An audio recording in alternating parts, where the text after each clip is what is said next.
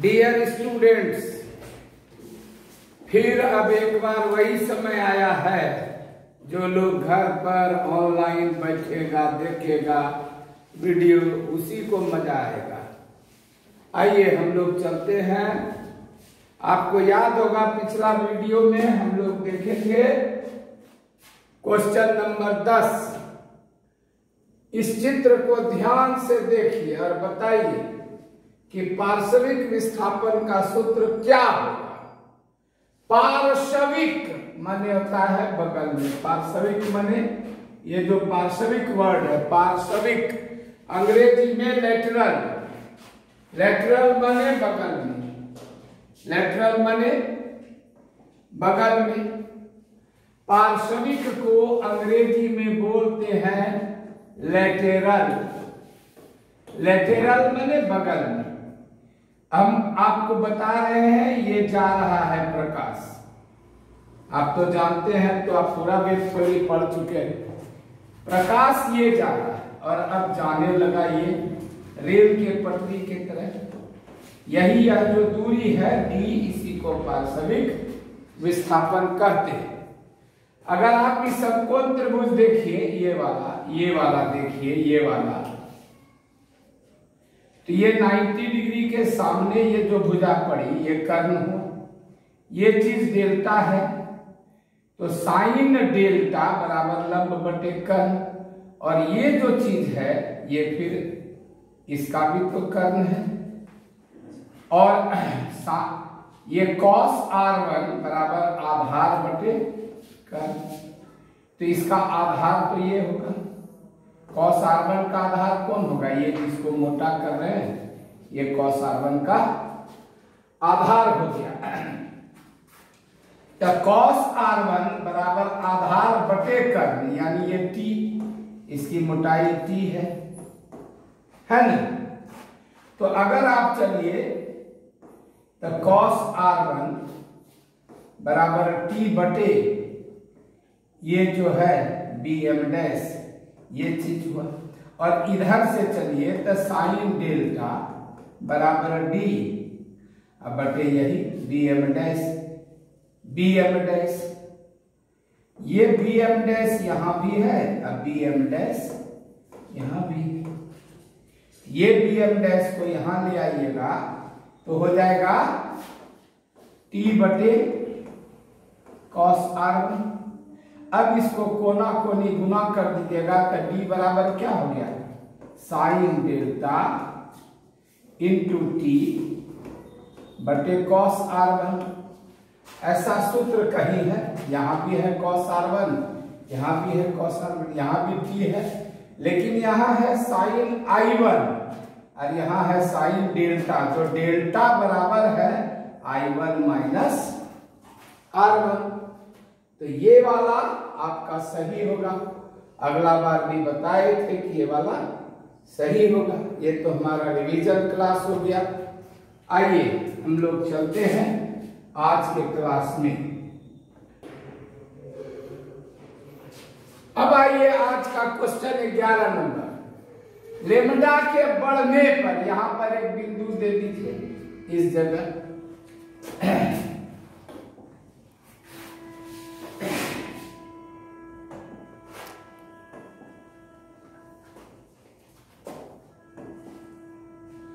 इस जगह आप एक बिंदु दे दीजिए। आपको पीडीएफ में जो आया होगा बढ़ने हो गया। तो लेमडा के बढ़ने पर न्यू या एम किस प्रकार बदलता है? इस क्वेश्चन को जानने के लिए एक समीकरण है जिसको लिखते हैं कॉचीज इक्वेशन, लेकिन इसको भूल से भी अपना इंग्लिश मीडियम के तरह काउची नहीं पढ़ लीजिएगा। ये कुशी है, इसको कुशी पढ़ते हैं, और कुशी का समीकरण अलग अलग किताब में अलग अलग रूप में दिया हुआ है। कहीं लिखा हुआ है म्यू बराबर a प्लस b बटे lambda square plus c by lambda 4। कहीं पर a है ही नहीं, सीधा शुरू हो गया है b by lambda square plus c by lambda पर पावर 4 प्लस सो ऑन, ये चलते रहता है। यहां से ये इशारा मिलता है कि हर में है ना। और आपको मेरा तो पुराना बात याद ही होगा, एक बुढ़ऊ को 1 बीघा जमीन था, 1 बीघा बोले तो 20 कट्ठा, 4 बेटा हो गया, तो हर एक बेटा को 5-5 कट्ठा जमीन पड़ा। चलिए ठीक था, बुढ़ऊ को रुकना चाहिए था, लगा रहा 10 बेटा हो गया, तो जमीन में तो वही 20 कट्ठा है, जब भी बढ़ गया 10 फिर तो 2 कट्ठा हो गया। यानी आप जानते हैं मैथ का भी नियम है, हर जितना ज्यादा होगा ये उतना कम होगा, अनुपात। तो ये चीज जितना बढ़ेगा ये क्या होगा, घटेगा। तो लेमडा के बढ़ने पर म्यू का मान क्या होता है, क्लियर है कि घटता है। क्लियर हुआ। आइए 12 नंबर पर चले। 12 नंबर पर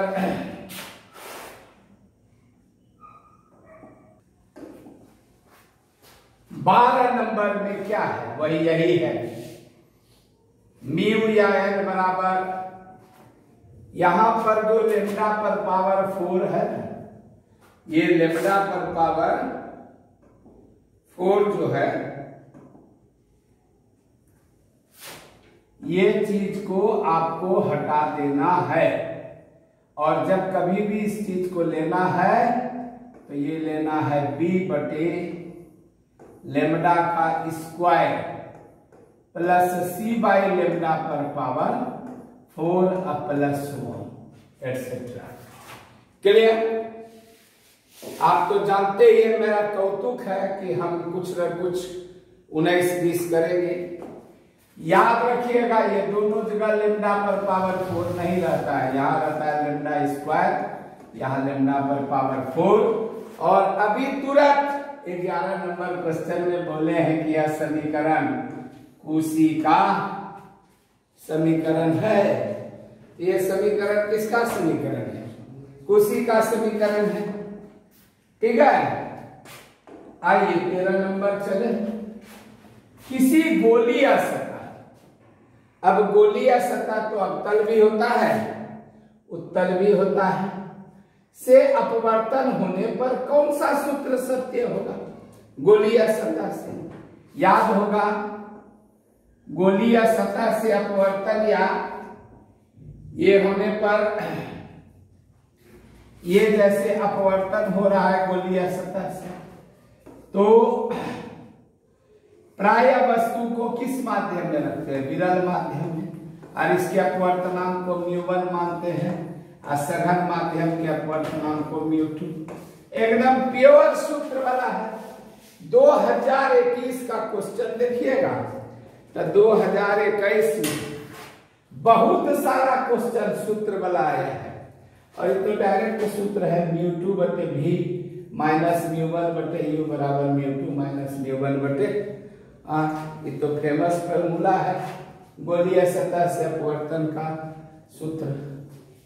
लेकिन आपको ये भी याद होगा कि हम बोले हैं म्यू को बहुत आदमी n लिखता है, आजकल एनसीईआरटी की किताब n ही लिखती है, तो n2 बटे v माइनस n1 बटे u बराबर n2 माइनस n1 बटे। अब बड़ी आर को इसका थोड़े बात है भाई, हम त्रिज्या को छोटी आर मान लेंगे, छोटी आर हो जाएगा, तो छोटी आर भी लिख सकते हैं। तो हम ऐसा भी लिख सकते हैं, ऐसा भी लिख सकते हैं। तो जब दोनों लिख सकते हैं इसका आंसर क्या होगा, सी। इसलिए 13 नंबर का आंसर क्या होगा, सी। ठीक। आइए 14 नंबर पर चले। 14 क्या कहता है, यदि बिंब हवा में हो, बिंब कहां हो, हवा में हो, तो n अपवर्तनांक के माध्यम में प्रकाश के जाने पर गोलीय सतह से अपवर्तन का सूत्र क्या हो। एकदम जस्ट यही क्वेश्चन है। आपको अब यहां पर यह देखना है विद्यार्थी कि हमारा जो गोलीय सतह है इसका ओरिजिनल सूत्र क्या होता है? ओरिजिनल होता है μ2/v माइनस μ1/u बराबर μ2 माइनस μ1/r। ये ओरिजिनल सूत्र होता है। लेकिन बिंब मेरा कहाँ है? हवा में। हवा में, इसका मतलब μ1 का मान 1 होगा। तो r n अपवर्तनांक है, तब तक μ होगा नहीं, तो होगा n/v माइनस 1/u बराबर n माइनस 1/r। तब देखिए v तो होगा नहीं, काहे कि हम तो यहाँ बता दिए हैं n है, तो आप म्यू को आप चुन नहीं सकते, तो हर हालत में आपका क्या यही वाला होगा। इसलिए 14 का आंसर क्या होगा? यही थोड़ा थोड़ा सा। अब बिहार बोर्ड में बहुत ज्यादा कड़ा क्वेश्चन नहीं पूछता है, थोड़ा सा माथा लगाना है। आपका ओरिजिनल सूत्र ये है, लेकिन आपका सेकेंड माध्यम आज क्या हो गया? n हो गया। फर्स्ट माध्यम हवा है, इसके जगह 1 रखिए, इसके जगह n रखिए, हो जाएगा। क्लियर? तो ठीक, आइए अगला क्वेश्चन चलिए। 15 नंबर है, बच्चा वाला क्वेश्चन है। दुनिया में जब तक धरती पर जिंदा रही है, सांस लीजिए तब तक याद रखिए, धड़कने जब तक रहे तब तक याद रखिएगा, सबसे कम अपवर्तनांक निर्वात का और सबसे ज्यादा अपवर्तनांक अभी तक में। अब हम मोसियनेट का बात नहीं करते हैं। सब लोग बोलते हैं कि हीरा का अपवर्तनांक सबसे ज्यादा होता है 2.4, हम भी बोलते हैं, लेकिन एक आध सब्सटेंस है जो एक विशेष प्रकार का खनिज है, उसका अपवर्तनांक 2.4 से ज्यादा भी होता है ना? MOSSIANATE उसकी स्पेलिंग है मोसियनेट की। वो भी एक प्रकार का दुर्लभ प्रकार का खनिज है, उसका अपवर्तनांक हीरा से भी ज्यादा होता है। लेकिन अगर वो ऑप्शन में नहीं है तो सबसे ज्यादा अपवर्तनांक आप कानून के मारिएगा हीरा रहने पर हीरा, और सबसे कम निर्वात। तो में हलंत हो, वेरी गुड। नहीं भी है तो संस्कृत का क्लास नहीं है, चलेगा चलेगा और दौड़ेगा। तो 15 नंबर भी गया। 16 नंबर में देखिए क्या है, इसी का भाई तो नहीं कहे भैया, ये सबसे कम के बाद सबसे ज्यादा कहा गया बेटा हीरा, तो सबसे ज्यादा अपवर्तनांक किसका होगा? हीरा का। क्लियर है कि सबसे ज्यादा अपवर्तनांक हीरा का होगा, डायमंड। सबसे ज्यादा अपवर्तनांक हीरा का 2.4 सबसे ज्यादा अपवर्तनांक। इस चारों में इसका 1.33, इसका 1.52 से लेकर 1.65 तक अलग अलग तरह का कांच, इसका 1.0006 जिसको लगभग 1 माना जाता है। निर्वात का तो 1 होता ही है पक्का। सबसे कम इसका जरा सा ज्यादा है। ये दोनों के अपवर्तनांक को हिसाब बनाने के समय, न्यूमेरिकल बनाने के समय हवा के अपवर्तनांक को 1 मानते हैं, याद रखिएगा। क्लियर? आइए 17 नंबर पर चले। 17 नंबर, यदि हवा या निर्वात में प्रकाश का वेग 3 × 10⁻8 मीटर प्रति सेकंड है, तो 1.5 अपवर्तनांक वाले कांच में प्रकाश का वेग क्या होगा? क्लियरली यह एक न्यूमेरिकल क्वेश्चन है। न्यूमेरिकल क्वेश्चन है। क्या क्या दिया हुआ है? हवा या निर्वात में C0 दिया हुआ है, सी नॉट बटे सी बराबर म्यू होता है। आज हमको जानना है वेग क्या होगा, ये जानना है। इनको यहाँ ले आइए और इसको यहाँ ले जाइए। ये हो गया सी नॉट बटे म्यू। अब म्यू का मान कितना दिया है? 1.5। बोल चाल में इसको 1.5 बोलते हैं, गुना 10 पर पावर 8। और बच्चा वाला बात है 1.5 दूनी के 3, तो 2 गुना 10 पर पावर 8। ए नहीं होगा, ए माइनस नहीं होगा, जरूर जरूर जरूर बी होगा। 2 गुना 10 पर पावर 8 मीटर प्रति सेकेंड। क्लियर क्लियर ये होगा। आइए अगला देखें। प्रश्न संख्या 17 में 2 मिलीमीटर मोटे कांच को पार करने में प्रकाश को कितना समय है? तो अभी 17 तुरंत बनाए हैं। हाँ। और वेलोसिटी निकल गया है कांच में 2 गुना 10 पर पावर 8 मीटर प्रति सेकंड निकल गया। और वेलोसिटी बराबर होता है डिस्टेंस बटे टाइम। ये हो गया 2 गुना 10 पर पावर 8 मीटर प्रति सेकंड। तो टाइम क्या होगा? टाइम बराबर डिस्टेंस बटे वेलोसिटी इन ग्लास। डिस्टेंस बोले तो थिकनेस ऑफ ग्लास। ये जो है ये इसको पार कर आप तो जानते ही हैं ये कि प्रकाश जब इसमें आएगी, प्रकाश जब आएगी तो मुड़ेगी तो स्पीड घटेगा तो पार करने में कितना टाइम? जितना मोटाई होगा तो मोटाई है 0.2 मिलीमीटर। 2 मिलीमीटर है मिलीमीटर, लेकिन इसको एक जाता आई जो है 2 गुना 10 पर पावर 8 मीटर। तो जात बदलेंगे ना भाई। हाँ। अब तो ये आपको तो बराबर बोलते हैं। अब मिलीमीटर को तो फिर बर्मा सर वाला पुराना गाना है 11th क्लास। मिली सेंटीडेसी कुछ कुछ होता है, डेका हेक्टो किलो कुछ कुछ होता है। ये गाना सुनने के लिए 11 में आइए। मिली सेंटीडेसी कुछ कुछ होता है, कुछ कुछ होता है माने कुछ भी कोई मीटर, एम्पियर, वाट, जूल, ग्राम, सेकंड कुछ कुछ होता है। डेका हेक्टो किलो कुछ कुछ होता है। Mega giga tera peta exa eta zetta कुछ कुछ होता है।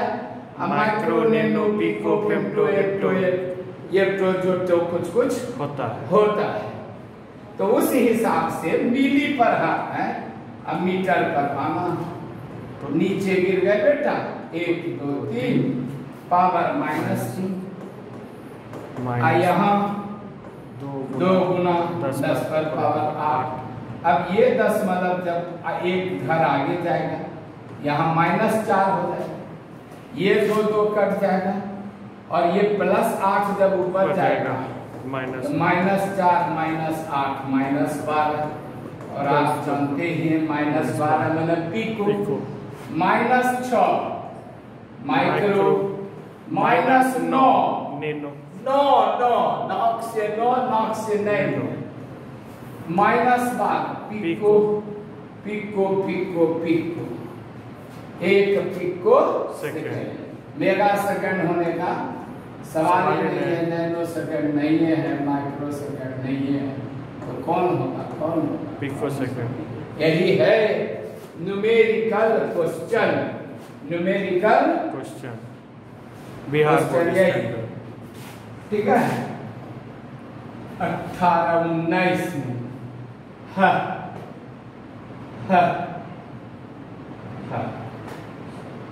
ये प्योर रट्टा मार क्वेश्चन है। इनमें से किस कांच का अपवर्तनांक सबसे अधिक होता है?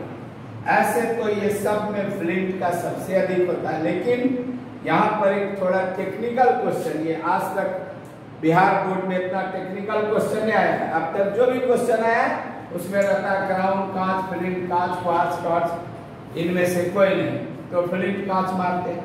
लेकिन आप यहाँ देख लीजिए, यहाँ लिखा हुआ है शुद्ध और अशुद्ध। तो आपको जानना चाहिए कि अशुद्ध फ्लिंट कांच का अपवर्तनांक सबसे अधिक होता है, सबसे अधिक होता है। इसलिए 19 नंबर क्वेश्चन का ऑप्शन क्या डी होगा। क्लियर। आइए 20 नंबर देखें क्या कह रहे हैं साहब। प्रकाश रेशा, मरीचिका, लूमिंग, हीरे का चमकना इत्यादि के पीछे कौन सी प्रकाशीय घटना होती है? ये तो सब का रट्टा मार है कि इसमें क्या होगा? पूर्ण आंतरिक परावर्तन। ऑप्शन में परावर्तन भी। पूर्ण आंतरिक परावर्तन ऑप्शन में परावर्तन भी है, ये नहीं होगा। अच्छा, परावर्तन और पूर्ण आंतरिक परावर्तन में डिफरेंस क्या है, इसको थोड़ा सा समझ लीजिए। खाली ऑब्जेक्टिव टाइप करना एक मजादार नहीं। दुनिया में आज तक कोई ऐसा सतह नहीं बना है, कोई भी चमकीला सतह ऐसा नहीं बना है जिस पर लाइट आया और जितना आया 100% परावर्तित हो गया। ऐसा नहीं होता है। प्रकाश जब किसी चमकीले सतह पर पड़ती है तो उसका कुछ न कुछ आधा %, 0.1%, कुछ न कुछ अवशोषित होता है और कुछ पारगमित भी होता है, यानी आगे भी बढ़ जाता है। टोटल 100% नहीं लौटता है, लेकिन पूर्ण आंतरिक परावर्तन में 100% लौटता है। यही दोनों में क्लियर। मरीचिका को प्रायः लोग मृग मरीचिका भी कह देते हैं, क्योंकि मृग एक ऐसा जंतु है, उससे इस तरह की घटना होती है। ये मरीचिका रेगिस्तान में घटती है। आप देखिए कि ये आपका रेगिस्तान हो और ये रेगिस्तान में ये खड़ा, ये पेड़ है, ये पेड़ है, ये रेगिस्तान में खड़ा है। प्रायः रेगिस्तान में ताड़ खजूर का पेड़ रहता है। ये सब हवा के लेयर है, ये लेयर है, ये लेयर है, ये लेयर है। क्लियर। ये यहां सूर्य है, यहां से प्रकाश चला, ये फर्स्ट लेयर पर आया। फर्स्ट लेयर पर जब आया तो चूंकि बालू तो गर्म है, बालू गर्म है, ये गर्म बालू है तो ये विरल है, ये उससे सघन है, ये सघनतर है। तो इधर विरल है, इधर सघन सघन होते जाए। यहां से जैसे ये जाएगा, ये लंब से दूर भागेगा, फिर ये दूर भागेगा। तो ये दूर भागते भागते एक समय ऐसा हो सकता है कि इसका आपतन कोण चरण कोण से बड़ा हो जाए, तो क्या होने लगेगा? पूर्ण आंतरिक परावर्तन होने लगेगा। तो देखने वाले को ये छाया दिखाई पड़ेगी पेड़ की। यहाँ से जो भी आता रहेगा ऊंट वगैरह पर सवार होकर रेगिस्तान का यात्री, उसको ये छाया दिखाई पड़ेगी पेड़ की, ये छाया। और हवा में हर समय संवहन धारा होती है, क्योंकि बालू से उष्मा पाकर हवा धीरे धीरे ऊपर उठती है, तो हवा में संवहन धारा होती है। ये छाया क्या होगी? कांपेगी, तो लोग को लगेगा कि यहाँ पानी उनी होगा, तो वो इधर चला आएगा। मरीचिका मतलब होता है धोखा, मिराज। इसकी अंग्रेजी मिराज होती है ना, मिराज। मरीचिका एक घटना है।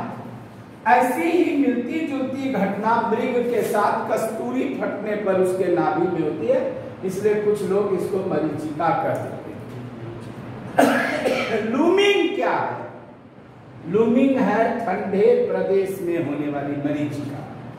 यही मरीचिका है, लेकिन ये ठंडे प्रदेश में, जैसे समुद्र है, यहाँ रेगिस्तान के जगह समुद्र में चले चलिए, और समुद्र में चले चलिए और जाड़ा का मौसम में चले चलिए। तो जाड़ा के मौसम में जब चलिएगा तो नीचे हो गया सघन और ऊपर हो गया विरल, फिर और विरल और विरल और विरल, ये सघन से विरल में जाए। तो इस बार जैसे दूर से कोई नाव या जहाज वगैरह आ रहा है, इसकी छाया यहाँ बनती है उल्टी, इसी को कहते हैं लोरी। और हीरा का चमकना, ये सब तो पूर्णांतरिक परावर्तन, और क्लास में तो डिटेल में सब चीज पढ़ाया हुआ है। ये क्लियर?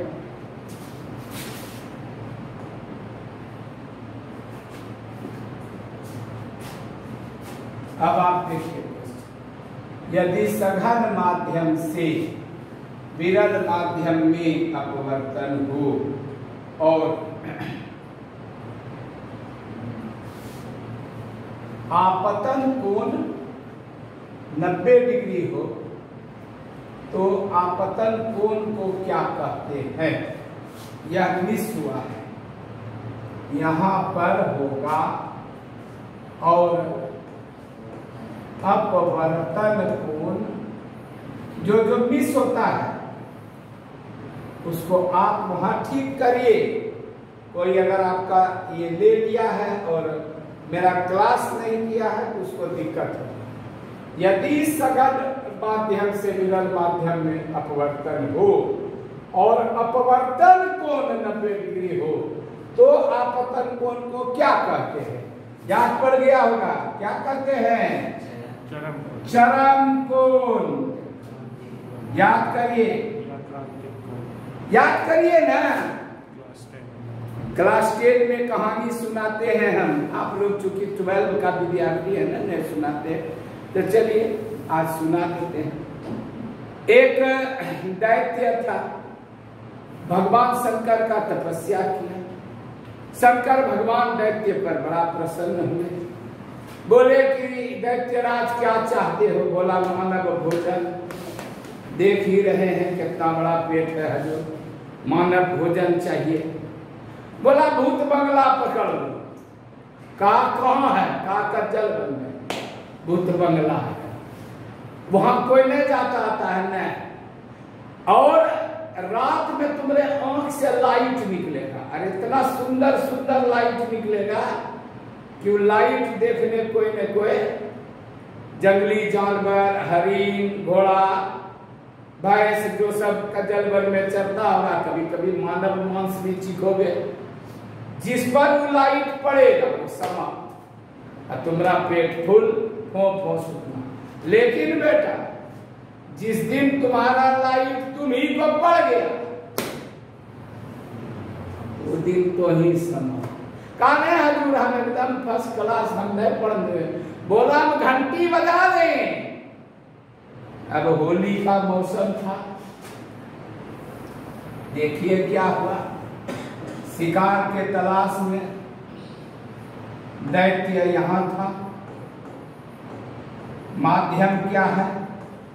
भूत बंगला है, सघन माध्यम शीशा का घर है, और इधर क्या है? विरल माध्यम। तो किरण, प्रकाश की जो किरण होगी अभिलंब से दूर भागेगी। कोई शिकार नहीं भेटाया।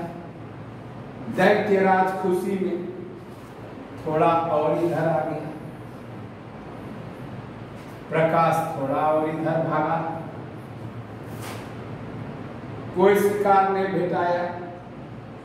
दैत्यराज खुशी में यहां आ गया। जैसे यहां आया, टन टन घंटी बजने लगी, यानी सावधान। ये अपवर्तन कोण कितना हो गया? 90 डिग्री। या आपतन कोण को क्या कहते हैं? चरम कोण। दैत्य को रुक जाना था, उसको शंकर भगवान बोले थे इससे ज्यादा नहीं जाना बेटा। लेकिन होली में, सबे बारात में खा पी के आदमी एकदम टंच रहता है।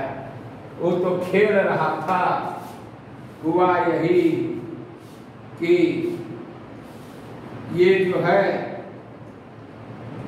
आ गया यहाँ, तो पूर्ण आंतरिक परावर्तन होने लगा, किसी का लाइट किसी को मिला, ये समाप्त हो गया। यही ना चरम कोण या क्रांतिक कोण, क्रांतिक कोण बोले या चरम कोण बोले, बटवाइज एक है। तो आपतन कोण को क्या कहते हैं? आपतन कोण को चरम कोण कहते हैं। अगर अपवर्तन कोण कितना हो, लेकिन क्या क्या शर्त है? सरल सघन से विरल में जाना चाहिए और आपतन कोण चरम कोण होना चाहिए, तब तो अपवर्तन कोण 90 डिग्री होगा। और चरम कोण से जैसे ही बड़ा हो गया, ये क्या होने लगे? पूर्ण आंतरिक परावर्तन होने लगेगा। क्लियर?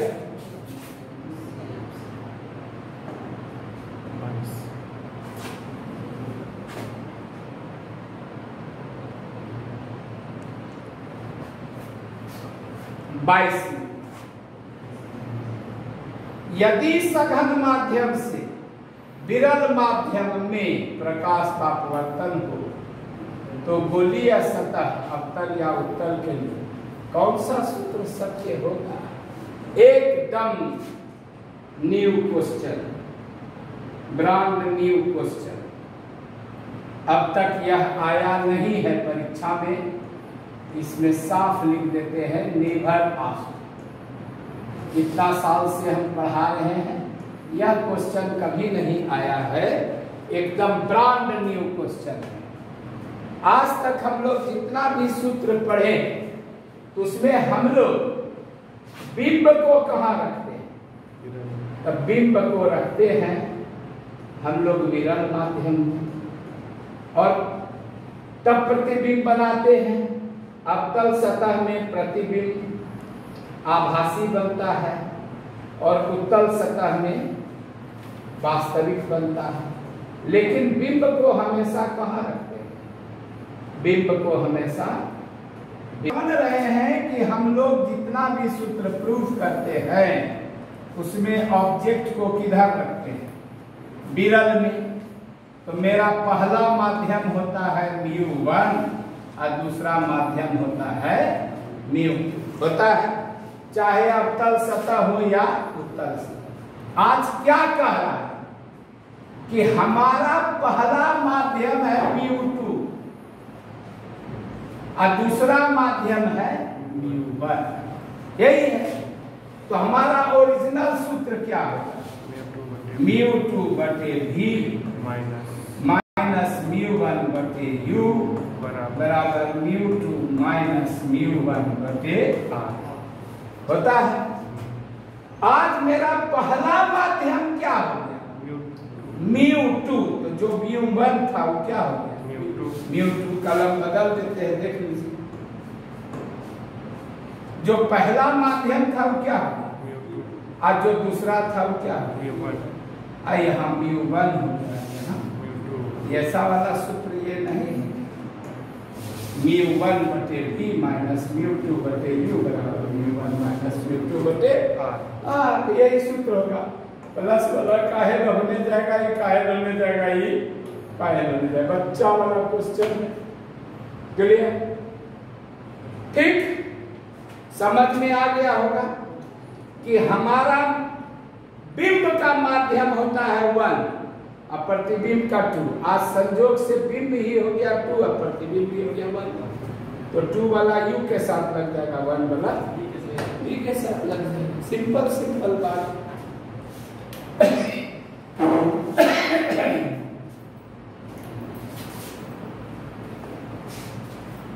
23 नंबर, यदि पानी अपवर्तनांक μw में वस्तु की वास्तविक गहराई h बच्चा म्यू ऑफ w बराबर h बटे h। बच्चों इसको कर देगा 10वीं क्लास वाला। वास्तविक गहराई बटे हर एक बार देख लीजिए, पैसा दिए हैं अपना, क्या दिखाई पढ़ने में क्या दिखा याद होगा। आप क्या है साहब, एक बर्तन है, इस बर्तन में क्या है, पानी है। ये पानी में क्या है, इस पानी में सिक्का डूबा हुआ है। कहाँ सिक्का डूबा हुआ है, यहाँ है मान लीजिए, इससे किरण चली अविलंब से यहाँ मिलेगी और प्रतिबिंब यहाँ बने। इसी गहराई को क्या आभासी और इस गहराई को क्या वास्तविक और न्यू डब्ल्यू बराबर वास्तविक गहराई बटे आभासी गहराई को प्रूफ किया हुआ है, नहीं प्रूफ किया, ये सब तो सब बताया हुआ है क्लास में। क्लियर? ये बच्चा वाला क्वेश्चन। से प्रकाश का अपवर्तन कितनी बार होता है, आपको हमेशा जानना चाहिए। दुनिया के किसी भी लेंस में हमेशा दो अपवर्तक सतहें होती है, चाहे उत्तल लेंस हो तो दो अपवर्तक सतह, समतल उत्तल लेंस हो दो अपवर्तक सतह, समतलावतल लेंस हो दो अपवर्तक सतह, अवतल लेंस हो दो अपवर्तक सतह। एक बार घुसने के समय और दूसरी बार निकलने के समय। सब बच्चा वाला क्वेश्चन है। एक बार हवा से लेंस में, अब लेंस कांच का रहता है, कोई जरूरी नहीं है। अगर प्लास्टिक के थैला में कार्बन डाइऑक्साइड भर देंगे तो ये लेंस बन जाएगा लेंस, लेकिन 90-99% कांच का होता है। ये हवा से कांच में, फिर कांच से हवा में, तो दो बार। इसलिए लेंस से प्रकाश का अपवर्तन कितना बार? दो बार। अगला क्वेश्चन 25 नंबर। लेंस पर प्रकाश आपतित हो तो क्या क्या संभव है? अब शोषण तो संभव है ही, वर्म विक्षेपण भी संभव है, अपवर्तन भी संभव है। तो क्या संभव है भाई? तो तीनों चीज संभव है। इसलिए ये आगे चला या तो यहाँ देख लीजिए, यहाँ पर बैक हो गया है। ये 25 नंबर में लेंस से प्रकाश आपतित हो तो तीनों संभव होता है। तीनों। और आज की सभा समाप्त होती है कुछ शब्दों के साथ। माय डियर स्टूडेंट्स, आप सुन रहे होंगे कि फिर से 18 तारीख तक लॉकडाउन लग गया। हम कोशिश कर रहे हैं कि जितना जल्दी से जल्दी हो सके ऑनलाइन क्लास का अरेंजमेंट करें और एक निश्चित समय में रोज ऑनलाइन क्लास में 1 से 1.5 घंटा आपको पढ़ाएं। Thank you very much.